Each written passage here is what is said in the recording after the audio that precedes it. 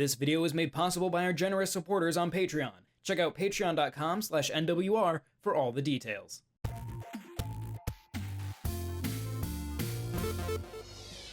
Last year I was enamored with The Case of the Golden Idol, a mystery detective game that threw all typical conventions of the genre out the window and presented such a unique approach in gameplay and storytelling that I regarded it very highly. Naturally, when developers Color Grey Games announced a follow-up, I was immediately on board. While Rise of the Golden Idol refreshes its visual style and adds a new layer on top of the original, the freshness has come off slightly. For those returning for more Golden Idol, you'll get exactly what you want.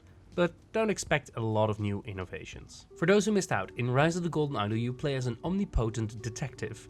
In a sense, it is similar to Return of the Obra Dinn, where you are simply presented a scene and tasked with finding out who the people involved are, what specifically happened, and how they are all related. These vivid tableaus are still the highlight and involve some wild scenes where characters are being killed, set on fire, caught in fights, or sometimes just cleaning up their garden.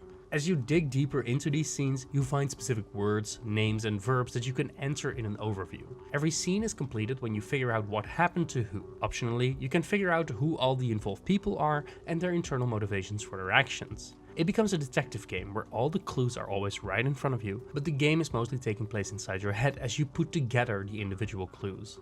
Rise sets itself apart from Case as it is a sequel that takes place between the 1960s and 1970s of its fictional universe. The through line is still its mysterious golden idol, an object of power with a bloody history. You will trace how the object was rediscovered and what the people in charge of many cults, clans and corporations do to get their hands on its power. Most notable is its new structure. Unlike Case, where the story was told mostly chronologically through its scenes, Rise skips and jumps through the decades, making their larger connections feel more obtuse and hidden from the player. New characters and their involvement with the Golden Idol become harder to trace, as in one scene you are in the late 70s, but the next one takes place a decade earlier. The game is divided into specific chapters that tell a larger part of the story. The scenes within those chapters can be wildly different from one another. Each chapter ends with a review where you tie the stories together with the clues you've gained at the end of each scenario. This is where Rise lost me a little bit with its narrative. I think the brilliance of the original game was that you could clearly see how the power structure shifted around finding and recovering the Golden Idol.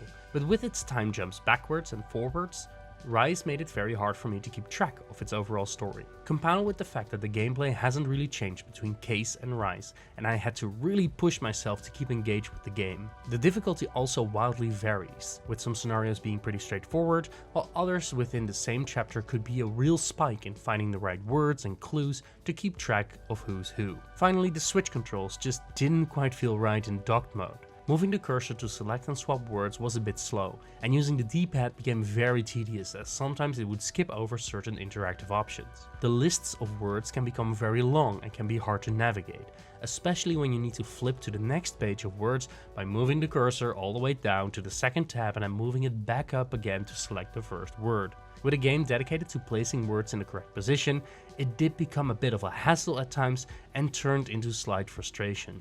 Rise of the Golden Idol retains a lot of the great design and gameplay from Case of the Golden Idol. Its new graphical style is a welcome change and makes the world feel a lot more vibrant and lively. But it also falters underneath its own weight, with a far more complexly woven narrative that jumps time periods and had me struggling to keep up with its story and difficulty.